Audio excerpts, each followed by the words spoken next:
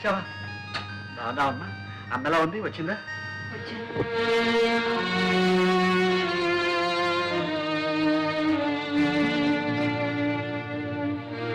బాగున్నావా దుర్గా? బాగానే ఉన్నాను.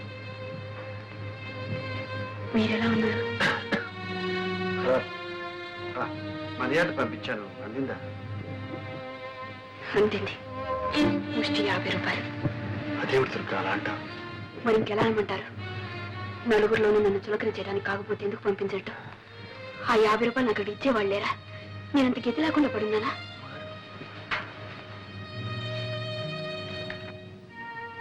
ఎందుకమ్మా ఇలా మాట్లాడుతున్నారు? చిన్నబాబుకి అసలే ఒంట్లో బాగాలేదు. ఉన్నదేదో పంపావు. నేనేమైనా పంపమని రాసానా?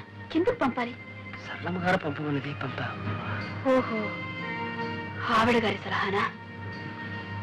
ఆవిడ కూడా నేనంటే చులకనైపోయాను.